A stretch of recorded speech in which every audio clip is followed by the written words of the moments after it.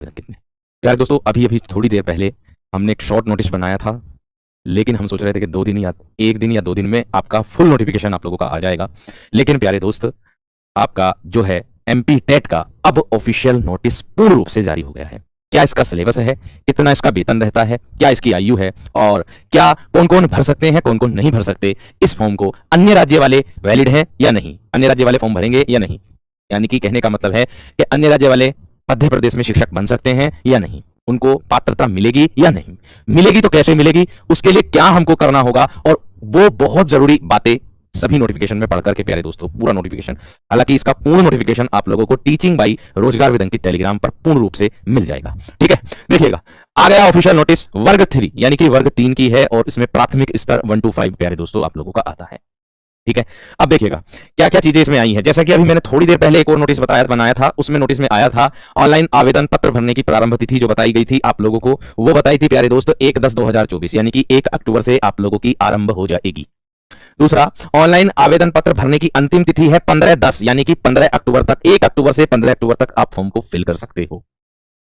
आवेदन पत्र में संशोधन करने की प्रारंभ तिथि यानी कि आवेदन पत्र में संशोधन भी इसका 1/10/2024 से 20 तक कर सकते हो आप, अर्थात 20 अक्टूबर तक आप इसमें संशोधन कर सकते हो। और संभावित परीक्षा की दिन और दिनांक भी दे दिया है 10 नवंबर 2024 आपका रविवार से प्रारंभ हो जाएगी परीक्षा। रविवार से प्रारंभ इसलिए लिखा है इन्होंने, हो सकता है पाली तो 2 होंगी, प्रथम और 2, यह भी बता दिया है इन्होंने कि इसमें 2 पाली होंगी। अनारक्षित अभ्यर्थियों के लिए कितने हैं, 500 रुपए फीस है प्यारे दोस्तों। केवल मध्य प्रदेश के मूल निवासी जो होंगे, अनुसूचित जाति और जनजाति वाले, SC ST वाले, EWS वाले, दिव्यांगजन वाले, वो 250 रुपए प्यारे दोस्तों इसकी फीस को जमा करेंगे। यहां दिया है प्राथमिक शिक्षक पात्रता परीक्षा, जिस प्रकार यूपी टेट होता है इसी प्रकार से आपका होता है मेरे दोस्त कौन सा, एमपी टेट। ठीक है, मध्य प्रदेश टेट। अब देखो ये नोट आप लोग देख रहे होंगे यहां पर सभी अभ्यर्थियों का, या ये बहुत इंपॉर्टेंट नोट है मेरे दोस्त। इस लाइन को आपको कहां, ये लाइन कहां मिलेगी नोटिफिकेशन में, ये भी मैं बताऊंगा। सभी अभ्यर्थियों का मध्य प्रदेश राज्य के रोजगार कार्यालय में जीवित पंजीयन होना अनिवार्य होगा, वही फॉर्म भर सकते हैं। इस बात को ध्यान में रखना है आपको। कहां पे मिलेगा मैं बता देता हूं प्यारे दोस्त। देखिएगा ये है आप लोगों का ऑफिशियल नोटिस जो आया है, अभी आया है, थोड़ा समय हुआ है, थोड़े समय पहले ही आपका पूरा ऑफिशियल नोटिस ये आया है। इसमें प्रथम पाली परीक्षा की 1 पाली 2 पाली दिया है, किस समय से किस समय आपका रिपोर्टिंग टाइम है, किस समय से आपकी परीक्षा होगी, है ना, और आपको कब उत्तर पुस्तिका मिलेगी, अर्थात आप कब उत्तर पुस्तिका में अपने आंसर दे सकते हो। ये इस नोटिस में ये टिप्पणी दी है। इस टिप्पणी में प्यारे दोस्तों 8 नंबर का जो आप लोगों का, ये 8 नंबर का है, इसमें दिया सभी अभ्यर्थियों का मध्य प्रदेश राज्य के रोजगार कार्यालय में जीवित पंजीयन होना अनिवार्य होगा, वही फॉर्म भर सकते हैं। इन्होंने साफ साफ बता दिया है, इस चीज को भी ध्यान में रखना, कभी फॉर्म आपका रिजेक्ट हो जाए तो ऐसा कोई काम ना करें जिसमें फॉर्म रिजेक्ट हो। ठीक है, आगे ये फॉर्म भरने के लिए आवश्यक दस्तावेज क्या क्या आप लोगों को चाहिए इस नोटिफिकेशन में साफ साफ दिया है। ठीक है, किस प्रकार से आपको कितने साइज का कौन सा फोटो लगाना है, कौन सा बैकग्राउंड रखना है, वो सारी डिटेल इसमें दी हुई है प्यारे दोस्तों आप लोगों की, है ना। आयु सीमा की बात करूं, न्यूनतम और अधिकतम आयु इसमें बताया है। प्राथमिक शिक्षक पात्रता परीक्षा में सम्मिलित होने हेतु आवेदन भरने की दिनांक को निर्धारित शैक्षणिक, यानी कि जो आवेदन भर रहे हैं वो दिनांक को शैक्षणिक एवं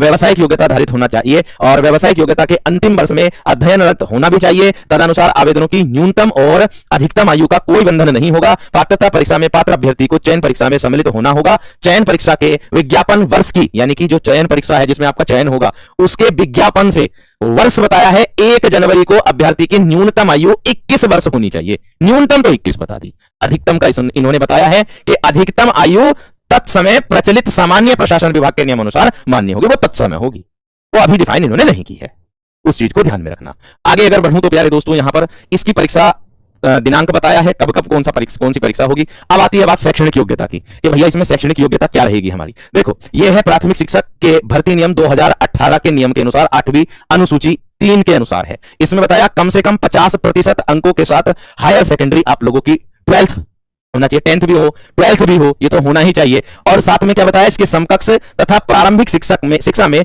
2 वर्ष का डिप्लोमा या उसके समकक्ष कोई डिग्री हो, अर्थात समझ रहे हैं जो शिक्षक बनने के लिए हम लोगों को डिग्री होनी चाहिए। डीएड होता है, बीएलएड होता है, बीएलएड होता, बीटीसी डीएलएड होता है, डीएलएड बोलता है उसको बीटीसी भी बोल देते हैं, कहीं कहीं पर बीटीसी बोलते हैं, कहीं पर डीएलएड बोल देते हैं। एक बीएलएड आता वो होता 4 साल का, वो होता है इंटर के बाद।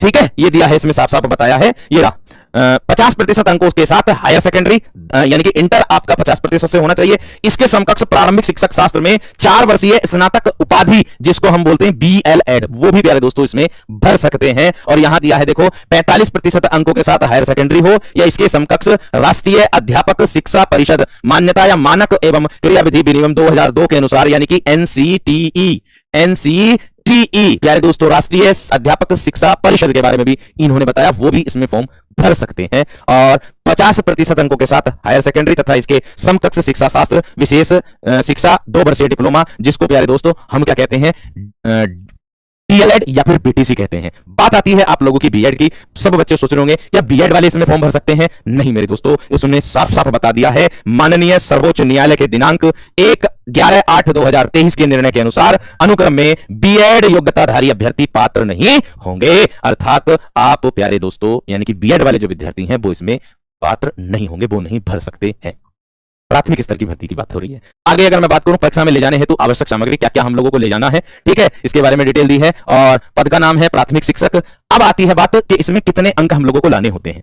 देखो, अनुसूचित जाति, अनुसूचित जनजाति, SC ST, दिव्यांग और EWS आर्थिक रूप से कमजोर दिव्यांगजन वाले वो 50% अंक 150 में से अर्थात 75, और अन्य जो होते हैं जर्नल वाले और अन्य राज्य वाले भी प्यारे दोस्तों इसमें 60% अंक लाएंगे। जो अदर स्टेट होंगे ना वो भी 60% अंक अर्थात 90 नंबर उनको लाने हैं, तब जाकर के उनका सीटेट वो एमपीटेट पास माना जाएगा। ये बात ध्यान रखना, ठीक है। ये इसमें साफ साफ बताया है, इसमें स्पष्टीकरण भी दिया, न्यूनतम आहार अंक 60% होने चाहिए। पूरी डिटेल इसमें दी हुई है। और वेतन की अगर मैं बात करूं, न्यूनतम वेतन रुपए 25,300 और महंगाई भत्ता इस नियम के अनुसार प्यारे दोस्तों होगा, इस पूरे नियम के अनुसार इसमें होगा। इसमें साफ साफ बताया है। और प्रवेश पत्र प्राप्त करने की प्रक्रिया कौन सी वेबसाइट पर मिलेगा आपको? इस वेबसाइट पर मिलेगा। पूरी डिटेल इसमें साफ साफ दे दी है इन्होंने। और प्रवेश पत्र के प्रश्नों के संबंध में अभ्यावेदन, अगर कोई प्रश्न त्रुटिबद्ध आता है, ध्यान दो मेरी बात पर, अगर कोई प्रश्न त्रुटि वाला आता है जिसमें किसी प्रश्न में त्रुटि है और आपको आपत्ति दर्ज करनी है, तो मेरे दोस्तों उन्होंने इसके लिए भी बता दिया है 50 रुपए प्रश्न ये लेंगे आपसे। और अगर कोई प्रश्न त्रुटि है उसमें तो उसका संशोधन किया जाएगा। इसमें बताया गया है कि जो नियमित कमेटी है, समिति है, उसका प्यारे दोस्तों उसको देखेगी कि ये सही है या गलत है, या सही दिया हुआ है गलत दिया हुआ, वो फिर उसका निर्णय लिया जाएगा। यदि ना अंतिम उत्तर के संबंध में विषय विशेषज्ञों द्वारा उत्तर कुंजी समिति द्वारा लिया जाएगा निर्णय, और अंतिम निर्णय वही होगा, इसमें बताया है, ठीक है। परीक्षा शहर आपके दे दिए हैं, बालाघाट, रतलाम, रीवा, भोपाल, ग्वालियर, सागर, इंदौर, सतना, जबलपुर, सीधी और खंडवा, उज्जैन, नीमच, इसमें बताया है। और ये मूल्यांकन पद्धति कैसी होगी? प्रत्येक प्रश्न 1 अंक का होगा और ऋणात्मक मूल्यांकन नहीं है, अर्थात नेगेटिव मार्किंग कोई नहीं है। नेगेटिव मार्किंग प्यारे दोस्तों नहीं है बिल्कुल भी, ठीक है। क्लियर हो गई। मध्य प्रदेश कार्यालय में प्यारे दोस्तों आपका पंजीयन होना चाहिए, इस नोटिफिकेशन में साफ साफ बताया है, ठीक है। आगे दिया है परीक्षा योजना कैसी रहने वाली है, आप देख सकते हो प्यारे दोस्तों। 150 अंकों का प्रश्न पत्र होगा, 2.5 घंटे का समय आपके पास रहेगा। और बाल विकास एवं शिक्षा शास्त्र, चाइल्ड डेवलपमेंट, पेडागोजी 30 MCQ यानी कि 15-15 का रहने वाला है प्यारे दोस्तों। इसमें 15 नंबर का आपका कंटेंट और 15 ही नंबर की आपकी पेडागोजी रहने वाली है, ठीक है। और भाषा लैंग्वेज है आप हिंदी, उर्दू, संस्कृत, इंग्लिश, है ना, इसमें से जो आप चयन कर सकते हो वो इसमें चयन कर सकते हो, लैंग्वेज 1 या लैंग्वेज 2 में, ठीक है। ये भी 30 और 30 यानी कि 15 और 15 पेडागोजी और 15 कंटेंट। गणित है, मैथमेटिक्स है यानी कि एनवायरमेंट जिसको हम बोलते हैं पर्यावरण अध्ययन, सेम 15-15 रहेगा कंटेंट, वो भी मैं आपको बताऊंगा अभी, ठीक है। ये आपका यदि आप देखो हिंदी, अंग्रेजी, संस्कृत, उर्दू में से कोई भी एक भाषा चुन सकते हैं, इसमें साफ साफ बताया गया है। आगे दिया है परीक्षा परिणाम का प्रकाशन कैसे होगा, कौन सी वेबसाइट पर होगा। परीक्षा परिणाम भी प्यारे दोस्तों आपका इसी वेबसाइट पर आएगा। इसमें बताया गया है कि आपका परीक्षा परिणाम इस वेबसाइट पर डाल दिया जाएगा। नवंबर में आपका पेपर बताया गया है, ठीक है। और इसका पाठ्यक्रम क्या है सर? तो देखो पाठ्यक्रम की अगर मैं बात करूं तो पाठ्यक्रम प्यारे दोस्तों आप लोगों का होगा। उससे पहले एक और महत्वपूर्ण बात आप लोगों को जो विशेष बात है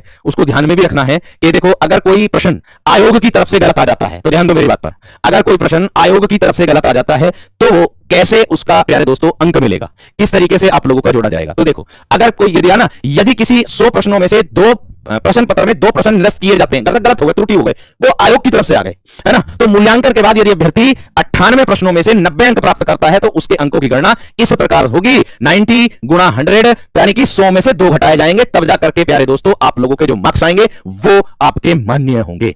ऐसे ही प्यारे दोस्त यहां बताया है 150 प्रश्नों के प्रश्न पत्र में 2 प्रश्न निरस्त किए जाते हैं, गलत हो जाते हैं, तो 148 के प्यारे दोस्तों आपकी मार्किंग जो होगी वो 148 में से होगी, फिर 2 घटा देंगे, वो उसका उत्तर किसी को नहीं देंगे, 2 ही घटा देंगे, ठीक है। ये इसमें साफ साफ इन्होंने बताया है, ठीक। और मैं बता दूं आप लोगों को जो यहां पर बताया है नॉर्मलाइजेशन पद्धति के बारे में जानने के लिए मॉडल की वेबसाइट पर देखें, नॉर्मलाइजेशन होगा या नहीं होगा वो भी इसमें साफ साफ बताया गया है। इसको पूरे को पढ़ लेना, है ना, जो मेन पॉइंट है फिल्टर करके लेकर के आया हूं वो मैं सब आपके सामने प्रस्तुत कर रहा हूं। और यहां देखिएगा इसका जो सिलेबस है प्यारे दोस्तों वो ये है आपका एग्जाम पैटर्न, ये रहा सिलेबस, ये रहा बाल विकास शिक्षा शास्त्र। 15 क्वेश्चन रहने वाले हैं और 15 क्वेश्चन प्यारे दोस्तों आपके पेडागोजी के रहने वाले हैं। 5 ये रहे देखो समावेशी शिक्षक और 10 प्रश्न अधिगम और शिक्षा शास्त्र से है। पेडागोजी से 15 ये हो गए, 15 आपके कंटेंट से हो गए। ठीक ऐसे ही हिंदी भाषा आ जाती है आपकी 15 में आ जाता है अपठित गद्यांश, यानी कि कुल मिलाकर के कुछ जो टॉपिक हैं आप लोगों के वो सीटेट से मेल खा रहे हैं, सीटेट से मेल खा रहे हैं, ध्यान रखना। ये देखो भाषा कुछ मेल खा रहे हैं, ऐसा नहीं कि सारे मेल खा रहे हैं, कुछ मेल खा रहे हैं। इसमें भी 15 नंबर की आपका कंटेंट आता है, यानी कि